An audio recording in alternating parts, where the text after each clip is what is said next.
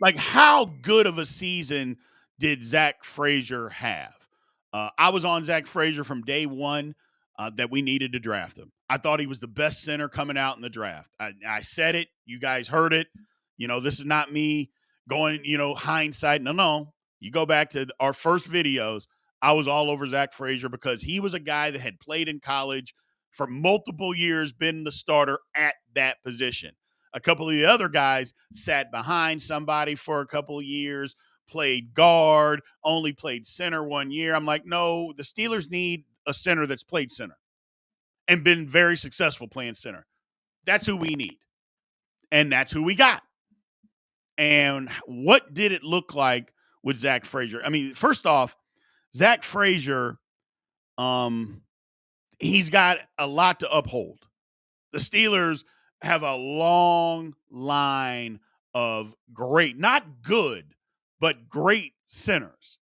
I mean, you start with Mike Webster. Now, I know we could go back, but basically the top three centers for me, in my opinion, not in any order: Mike Webster, Hall of Famer; Dermontti Dawson, Hall of Famer. Dermontti Dawson revolutionized the position.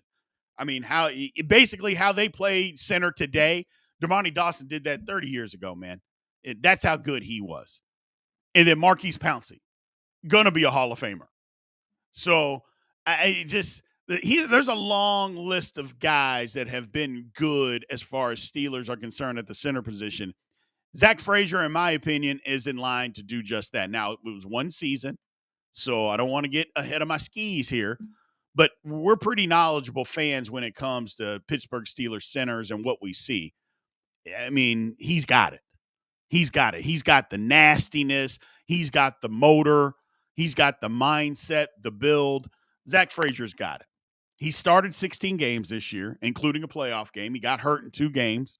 Um, so for the most part, and here's the thing, he didn't even start out the season. And when I say the season, training camp, he wasn't the starter. He was a backup, if you remember. And then Nate Herbig got hurt, and then we had to put him in. So that's the thing there, is that he wasn't even the starter when training camp started. Now, I'd like to think that he was going to take over the position, but who knows how long that was going to be? Would it have been week 3, week 4, week 7? You know, and maybe Herbig would have been able to do the job. I don't know, but I'm glad we didn't have to find out, to be quite honest with you. Frazier is that good. Herbig wouldn't have been that good, I don't believe. Good backup, good for what we needed, but I just don't believe he is good as Zack Frazier. Look, y'all know how I feel about PFF. I like to say PFF is a tool. I like to use my eyes and what I see on film more than PFF. But if you are a believer in PFF, and again, it's not horrible, but it's a tool. He's ranked 5th. Is the 5th best center in the National Football League. Keep that in mind.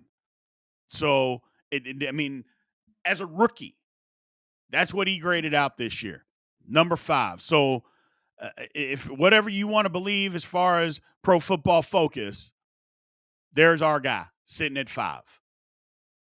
And maybe you don't think that he was 5. Maybe you don't believe that much in Pro Football Focus. That's fine. But give the scale up or down a couple of spots, and that's where Zack Frazier was. So, again, he could have been higher. Maybe he was a little worse. Either way, we got our center. We got our center for the next decade. I'm happy about it. He's that good. Like I said, he's got a mean streak. He's got the build for it. He's got a motor. And it started immediately. I'm going back and putting in these all 22 full game videos for our members. And right off the bat, Zack Frazier's pushing people after the whistle, got his hands on guys, being an agitator. I love it. You hated playing against those guys, but you love them when they're on your team. We got one of those. We actually have 2, because McCormick is the same way. But we got Zack Frazier, and his skill level is just a lot higher than McCormick's is right now. So, yeah, I love Zack Frazier. That's the thing. The importance of good draft class. That's the importance. Last year he was drafted second-round draft pick. Didn't know if he'd be there. I thought, man, we might have to move up to try to get him. We didn't. He fell to us. I love it. Um, but that's the difference, man. When you have solid draft picks, look at the Philadelphia Eagles as your guide.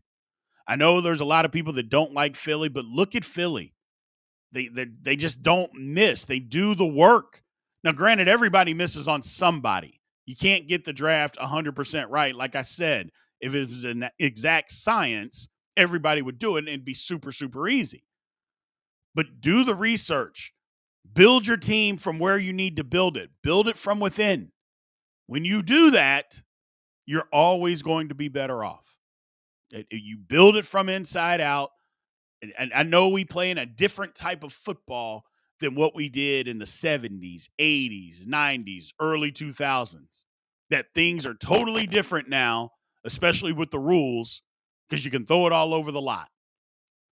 But you can't throw it anywhere if you can't protect your quarterback. I've said it from day one. You've got to have line.